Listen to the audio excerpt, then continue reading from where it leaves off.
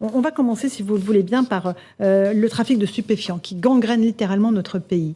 La dernière semaine, 3 tentatives de meurtre ont été commises dans les quartiers de Nantes. Évidemment, des coups de feu, des règlements de compte en lien avec le trafic de stupes. On fait le point avec Jean-Michel Decaze et puis on en parle ensuite avec Frédéric Ploquin qui a beaucoup travaillé, qui est journaliste, beaucoup travaillé sur ces questions de stupéfiants. 3 tentatives de meurtre en seulement une semaine. Le quartier Bellevue de Nantes est devenu un lieu d'affrontement entre trafiquants de drogue, des dealers qui n'hésitent pas à tirer pour prendre le contrôle de ce point de vente démantelé il y a peu. La CRS 8 arrive pour occuper le terrain car le trafic s'installe ailleurs. Un constat partagé par Nicolas Jolibois, directeur départemental de la sécurité publique. On ira les harceler là où ils sont. On ne lâchera pas le terrain. On sait que les coups de feu concernent des règlements de compte qui peuvent toucher à la fois ce qu'on appelle ceux qui animent les points de deal que ceux qui les organisent. Au total, 6 personnes ont été blessées en seulement quelques semaines. Un dealer de 23 ans a même été tué de 3 balles dans le dos. Pourtant, la police sillonne les quartiers, comme l'assure Pascal Bolo, adjoint à la sécurité à la mairie de Nantes. Je réitère mon appel à la responsabilisation et à la responsabilité des consommateurs qui ne peuvent pas ignorer que leur consommation, qui peut être absolument récréative, a des conséquences sur la délinquance, a des conséquences sur la vie, notamment dans les quartiers populaires, et qu'ils ne peuvent pas s'en laver les mains, quoi. 2 trafiquants ont été tués à Nantes depuis le début de l'année, 21 à Marseille. Frédéric Ploquin, vous êtes en ligne avec nous. Bonsoir à vous. Vous avez beaucoup travaillé sur la question, journaliste et écrivain. La France est devenue une plaque tournante de la drogue en Europe. On est inondé par les stupéfiants aujourd'hui. De mes dernières enquêtes que j'ai pu mener, notamment quand je suis allé enquêter en Colombie, je suis revenu avec l'idée que la France était effectivement aujourd'hui le nouvel Eldorado des producteurs de stupéfiants. C'est-à-dire qu'en gros, notamment au niveau de la cocaïne, les pays producteurs ne cessent d'augmenter les masses de produits qu'ils ont à mettre sur le marché. À partir de là, eux, ils cherchent de nouveaux marchés et quand on les écoute, quand on écoute notamment les trafiquants colombiens, ils vous expliquent que la France est un Eldorado. Pourquoi ? Parce qu'il y a des parts de marché à conquérir, parce que par rapport au marché nord-américain qui est déjà totalement saturé en matière de cocaïne, où il y a donc plus de marge de progression, en France, il y en a encore. Et la preuve en est aujourd'hui, si vous voulez, c'est qu'après la cocaïne a d'abord été consommée évidemment dans les villes, par certains milieux assez élitistes, etc. Et qu'aujourd'hui, 30 ans plus tard, elle est absolument partout et que c'est le fait c'est le mécanisme de ce marché qui part à la conquête sans cesse de nouveaux terrains. Et c'est ce qui explique tous ces règlements de compte, que ce soit à Marseille, à Nantes, partout dans toutes les villes, Frédéric Ploquin ? Ce qui est sûr, c'est que par rapport à ce que j'ai connu il y a une vingtaine d'années, où on avait des points de deal, j'ai presque envie de dire pépère, tranquille, avec des gars qui se refilaient le point de deal de père en frère, en fils, etc., et dans lesquels il y avait finalement assez peu de violence du moment qu'on tenait son quartier. On est passé à un marché totalement hystérisé, et je pense qu'il est hystérisé par 2 choses. 1, par les masses d'argent que génère ce nouveau produit qui est la cocaïne. Et 2, par le fait aussi, il ne faut pas l'oublier, je veux dire, moi j'ai envie de vous dire ça, l'État ne reste pas les bras croisés. La police, moi je suis au contact avec les policiers en permanence, et je peux vous dire qu'ils font du boulot. Et le fait d'aller dégommer des têtes en permanence comme ça dans les lieux, c'est formidable. Ils font leur métier, ils font leur travail, ils les envoient en prison. Qu'est-ce qui se passe quand vous mettez à Marseille, à Nantes ou ailleurs, quand vous mettez le boss en prison, qu'est-ce qui se passe ? Eh bien, vous avez les lieutenants, le numéro 1, le numéro 2, le numéro 3, qui vont on dirait, si on était dans une cour de récréation, on dirait se chamailler, sauf que là, ils sortent tout de suite les armes et qu'il n'y a pas, c'est pas comme autrefois où on va aller régler la question au coup de poing sur un petit parking, etc. Pas du tout. Aujourd'hui, on sort direct les armes. Et donc, le numéro 1 étant incarcéré, le numéro 2 veut prendre la place, mais le numéro 3, qui est beaucoup plus jeune, la veut aussi.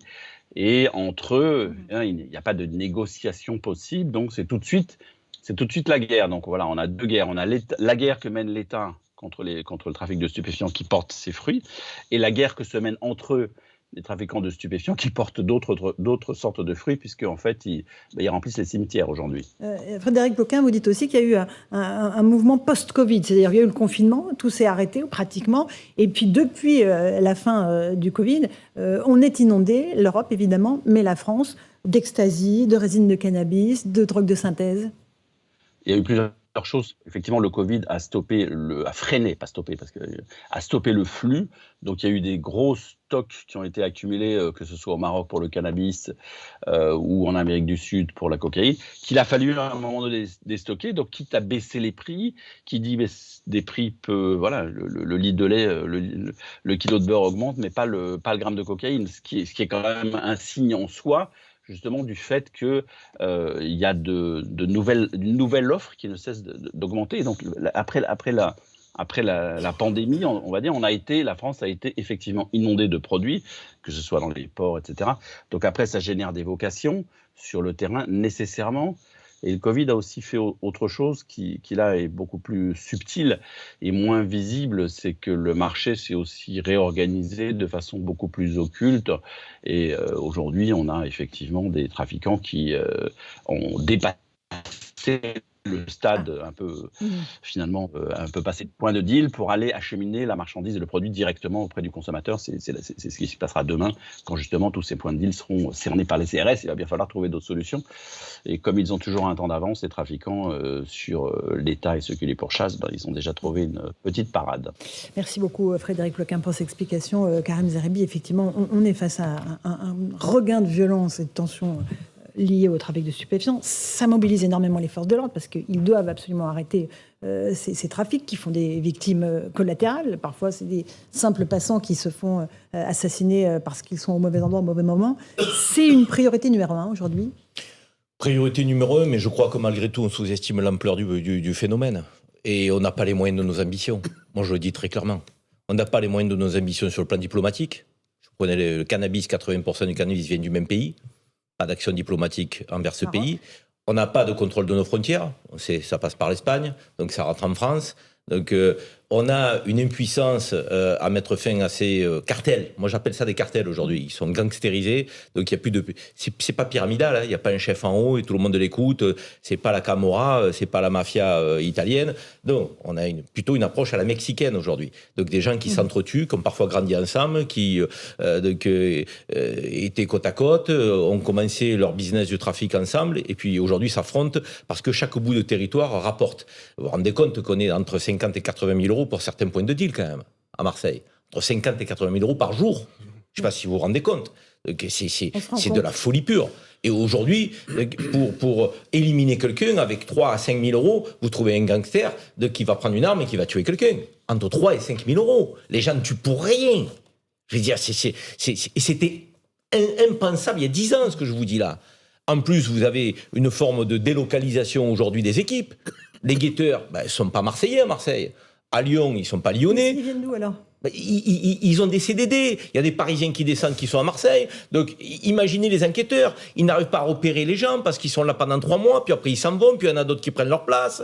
Donc, et les enquêtes durent 1 an. Puis quand une enquête a abouti, on fait tomber le dealer qui est le gestionnaire du trafic. Mais derrière, il y a une nouvelle équipe 3-4 jours après qui se remet en place. Je veux dire, on n'a pas les moyens de nos ambitions. Moi, je vous le dis. Il faudrait une juridiction je dirais spécifique. Il faudrait des forces de l'ordre considérables pour être tous les jours sur le terrain, reprendre le territoire en main.